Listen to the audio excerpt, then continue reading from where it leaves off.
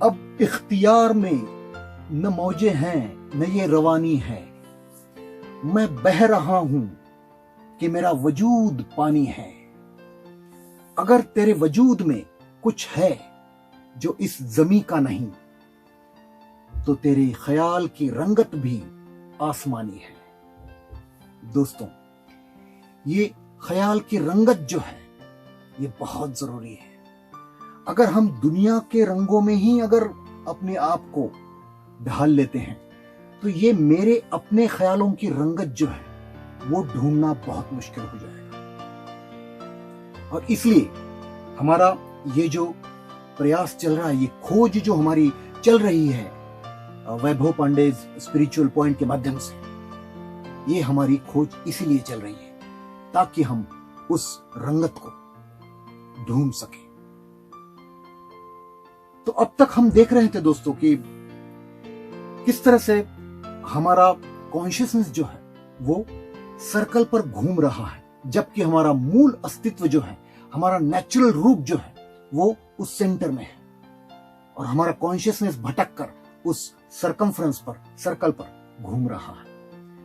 क्योंकि हम देख चुके हैं कि सर्कल पर जो हमारे प्रॉब्लम्स होते हैं उनके टेम्परेरी सॉल्यूशंस हमको मिलते रहते हैं, और इस सर्कल पर एक किस्म का प्लेजर हमें मिलता है। और ये प्लेजर जो होता है वो बाहरी चीजों पर, बाहरी सर्कमस्टेंसेस जो होते हैं, बाहरी इंसिडेंट्स जो होते हैं उनके ऊपर निर्भर होता है। और ये प्लेजर हमें मिलते रहता है, इसलिए हम सर्कल पर घूमते रहते हैं और हमारा मूल अस्तित्व जो है सेंटर में, उसको हम ढूंढ नहीं पाते हैं। अब ये प्लेजर जो है, इसका स्वरूप भी हम जान चुके हैं कि कैसा, किस टाइप का प्लेजर। प्लेजर जैसे कि मैं पिछले एपिसोड में हमने ये डिस्कस किया था कि ये प्लेजर जो होता है वो ऐसा होता है कि वही जो वाव फीलिंग जो होती है, एक एहसास होता है, खुशी का एहसास। किसी मेरी तारीफ हो रही है, मुझे नोटिस किया जा रहा है, मेरा नाम हो गया है, तो जो एहसास मुझे होता है तो वो एक प्लेजर है। और ये प्लेजर जो है हम ये देख चुके हैं पिछले एपिसोड में, ये किस तरह से इसका नेचर जो होता है, इसका स्वरूप जो होता है वो टेम्पररी होता है, और इसका एक्चुअल उसमें क्या होता है। जैसा कि हमने लास्ट टाइम में एक एग्जांपल लिया था कि जैसे कि हम प्यास लगती है तो पानी पीते हैं, तो जिस तरह से प्यास घटती जाती है हर घूंट के बाद, उस तरह से जो प्लेजर हमें इन चीजों से मिलता है वो जैसे ही समय बीतता है तो समय के साथ वो कम होता है। जैसे कि नई गाड़ी खरीदी है तो उससे हमें जो खुशी मिलती है, प्लेजर मिलता है, वो समय के साथ कम होता है। अगर मुझे कोई अवार्ड मिलता है, मुझे मेरी बहुत तारीफ होती है कहीं पर, तो उससे मुझे जो प्लेजर मिल रहा है वो भी धीरे धीरे धीरे समय के साथ कम होता है। और जब पूरी तरह से खत्म हो जाता है तो हमें कुछ और चाहिए, कोई दूसरा ऑब्जेक्ट हम ढूंढते हैं, या फिर इसी ऑब्जेक्ट को कुछ अलग तरीके से हमको चाहिए, कुछ नया चाहिए उसमें, क्योंकि हम प्लेजर के बिना हम रह नहीं सकते। प्लेजर हमें चाहिए किसी भी हालत में। और समस्या ये है कि ये प्लेजर जो है ये बाहरी चीजों पर डिपेंडेंट होता है। और हमने ये भी कहा था कि जो सेंटर में हमारा मूल अस्तित्व है वहां पर प्लेजर नहीं है, वहां पे जॉय है। और ये जॉय जो है ये बाहरी चीजों पर निर्भर नहीं होता है। Joy is self evident. और जॉय का एक्चुअल स्वरूप ये जो है ये कैसा है, हमने ये भी कहा था कि ये हम डायरेक्टली नहीं जान सकते, क्योंकि आज अगर हम उसको जानने का प्रयास करेंगे तो हमारा माइंड जो है उसकी कल्पना करेगा, उसको इमेजिन करेगा कि वो जॉय क्या होगा, किस तरह का होगा। और वो फिर जॉय जॉय नहीं होगा, प्लेजर होगा, क्योंकि वो माइंड जो है वो हर चीज को ट्विस्ट करता है। तो जॉय जो है वो क्या है, ये समझने के लिए हमें प्लेजर को, या फिर सरकमफ्रेंस पर, सर्कल पर जो कुछ भी हो रहा है उसको ध्यान से समझना है, ठीक से समझना है। यही प्लेजर जिसकी हम बात कर रहे हैं, वो वाव फीलिंग जो होती है, हमारा एहसास जो होता है। आप कभी सोशल मीडिया पे अगर कोई पोस्ट डालते हैं और उसको बहुत सारे लाइक्स मिलते हैं, बहुत सारे लाइक्स मिलते हैं, तो आपको कैसा लगता है? अच्छा लगता है ना। कोई बोलता है वाव, कोई बोलता है फैंटास्टिक, कोई बोलता है यू रॉक, गिटार विटार बेचते हैं, तो बहुत अच्छा लगता है ना आपको। ये प्लेजर है। और अगर कोई लाइक भेजता नहीं है तो फिर कैसा लगता है? फिर तो ऐसा लगता है ना, क्या यार दुनिया, क्या लोग हैं, क्या लोग हैं। आजकल तो अच्छाई की कदर ही नहीं है लोगों में, ऐसा लगता है ना। ये पेन है जो प्लेजर के साथ ही आता है। प्लेजर अकेला कभी नहीं आता, वो पेन को साथ ही लेकर आता है। खैर, ये सोशल मीडिया का ये जो एग्जाम्पल है, ये तो हमने एक जनरल मोटे तौर पे लिया है। हो सकता है कि आप में से कई लोगों पर ये लागू भी नहीं होता होगा, लेकिन काम कोई भी हो, छोटा हो या बड़ा, इसमें ये प्लेजर और पेन का खेला जो है ये चलते रहता है। भले कुछ काम जो होते हैं वो समाज उनको बोलता है कि ये तो नॉर्मल है, ऑर्डिनरी है, ये इंसान ऑर्डिनरी है, बिल्कुल स्वार्थी इंसान है, बस अपने लिए जीता है, अपना अपना काम करता है, खत्म, कोई बड़ा काम नहीं है। कुछ काम ऐसे होते हैं समाज उनको इस तरह से लेबल करता है, और कुछ काम ऐसे होते हैं जिनको समाज लेबल करता है कि ये बहुत महान काम है, बहुत बड़ा काम है, बहुत त्याग है इसमें, तपस्या है। लेकिन काम कोई भी हो, हमारा बेसिक इंटेंशन जो होता है वो प्लेजर डिराइव करना होता है। ये होता है कि हमें उससे प्लेजर मिले, हमें नोटिस किया जाए किसी न किसी बहाने। ऑर्डिनरी हूं तो सफल बनने का प्रयास करूंगा ताकि लोग मुझे नोटिस करें, या फिर मैं कुछ बहुत बड़ा त्याग करूंगा और कुछ बहुत बड़ा समाज कार्य करूंगा ताकि लोग मुझे नोटिस करें। ये नोटिस करने का चक्कर जो है, कि जो है वो जिसे हम कह रहे थे कि प्लेजर जो हमें पाना होता है वो हम उसके जरिए पाते हैं। और अगर हमारा इंटेंशन सफल होता है तो फिर प्लेजर मिलता है हमको, और अगर इंटेंशन सफल नहीं होता है तो फिर पेन, यातना है जिसे हम कहते हैं, वो आता है। तो काम कोई भी हो, छोटा हो या बड़ा हो, उसमें प्लेजर और पेन का खेला जो है वो चलते रहता है। और ये जो है ये बेसिक है, this is the way we live. और ये प्लेजर और पेन, इसका खेला, ये गेम जो है ये समझना बहुत जरूरी है। ये बेसिक जो है ये समझना बहुत जरूरी है दोस्तों।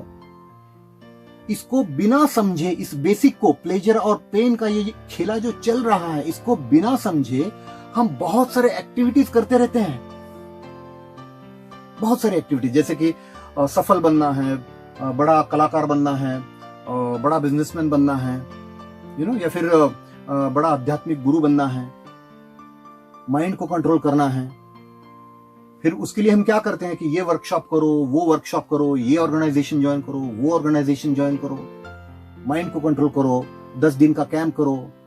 बहुत सारी चीजें, बहुत सारी एक्टिविटीज हम करते रहते हैं। एक्टिविटीज को हम अपोज नहीं कर रहे हैं, लेकिन अगर ये एक्टिविटीज बेसिक अंडरस्टैंडिंग से नहीं आ रही है, प्लेजर और पेन की अंडरस्टैंडिंग जिसे मैं कह रहा हूं, उसमें से नहीं आ रही है, तो these activities are going to create problems.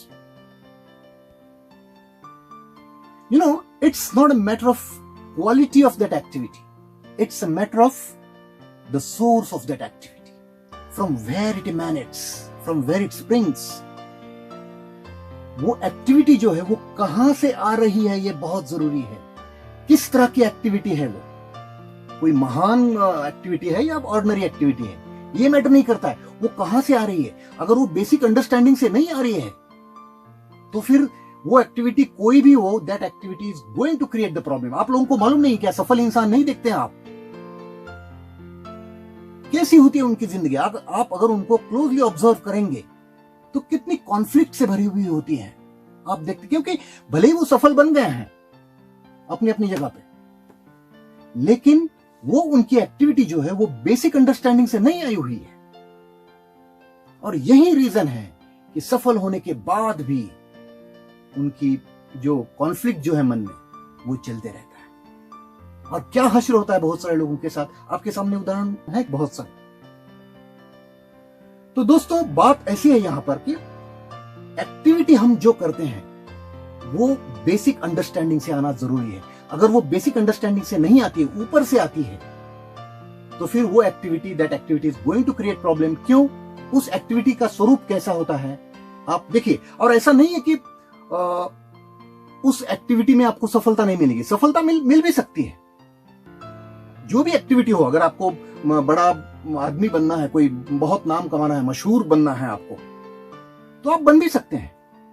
या फिर आपको माइंड कंट्रोल करना है, एंगर कंट्रोल करना है, स्ट्रेस मैनेज करना है, तो वो भी आप कर सकते हैं बिना गहराई में गए। लेकिन उसका स्वरूप जो है वो टेम्पररी रहता है, क्योंकि आपको मैं बताता हूं कि उसका वो क्या होता है। उसके साथ मैं आपके लिए कुछ लेके आया हूं यहां पर, देखिए, आप देख सकते हैं इसको। एक गुब्बारा है, बलून है, इसमें हवा है अंदर। अब बाहर की कोई भी एक्टिविटी जब हम करते हैं, अगर हम बेसिक अंडरस्टैंडिंग नहीं करते हैं, सिर्फ सुपरफिशियल लेवल पे कोई एक्टिविटी करते हैं हम, तो क्या होता है कि वो एक एनर्जी जो होती है, जैसे कि फॉर एग्जांपल हम ऐसा मानकर चलते हैं कि एंगर कंट्रोल, चलो वो सबको आसानी से समझ में आएगा। अगर हम एंगर को कंट्रोल करते हैं तो फिर कैसा होता है, जरा इस बलून की तरफ देखिए। वो एनर्जी जो है, एंगर जो एनर्जी है, वो उस एनर्जी को हम कंट्रोल कर रहे हैं बिना बेसिक में जाए। बेसिक अंडरस्टैंडिंग हमारी नहीं है, और हम क्या कर रहे हैं कि ऊपर ही ऊपर हमको एंगर को कंट्रोल करना है, क्योंकि हमें एक समाज का एक आइडियोलॉजी है कि गुस्सा करने वाले इंसान अच्छे नहीं होते, एक आइडियोलॉजी है, और हमें वो मालूम है।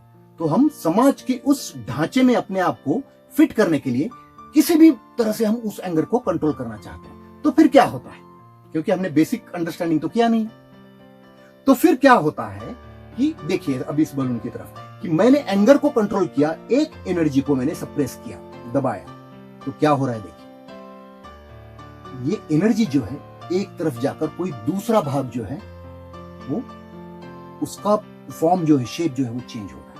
अगर मैं दो चीजें कोई करता हूं, अगर कंट्रोल करता हूं, तो देखिए आप देख सकते हैं कहीं ना कहीं वो हवा जाने वाली है। वो जैसे कि ये एनर्जी है अंदर, वो एनर्जी कहीं ना कहीं जाने वाली है, वो जाके वहां पे एक्यूमुलेट होने वाली है किसी और जगह पे। एक जगह पे दबाया तो वो एनर्जी कहीं और जाने वाली है, क्योंकि वो एनर्जी है, उसको आप दबा नहीं सकते। तो ये हम एक्टिविटीज जो होती हैं वो हम जब सुपरफिशियली करते हैं बिना बेसिक को अंडरस्टैंड किए, तो उसकी एनर्जी जो होती है उसके साथ ये होता है। और फिर ये जो एनर्जी है उसको तो किसी ना किसी बहाने बाहर आना ही है, क्योंकि वो तो एनर्जी है। तो वो होता क्या है कि वो एनर्जी कोई जरिया ढूंढने का प्रयास करती है बाहर आने का, कोई ना कोई जरिया उसको ढूंढना है, क्योंकि आपने एक जगह पे दबाया है उस एनर्जी को, वो एनर्जी कहीं और एक्यूमुलेट हो गई है। तो इससे ये भी हो सकता है कि आपको कोई बीमारी, कोई दूसरी बीमारी हो सकती है, लग सकती है, और ये बीमारी शारीरिक भी हो सकती है, मानसिक भी हो सकती है। तो ये बहुत समझने वाली बात है दोस्तों। बिना अंडरस्टैंडिंग के कोई भी एक्टिविटी हम करते हैं, बिना बेसिक अंडरस्टैंडिंग, वो पेन और प्लेजर का खेला जो है, वो चक्कर जो है, उसको बिना समझे हम कोई भी एक्टिविटी करते हैं, तो उसका हश्र जो है, उसका परिणाम, उसका रिजल्ट जो है, वो प्रॉब्लम ही होने वाला है।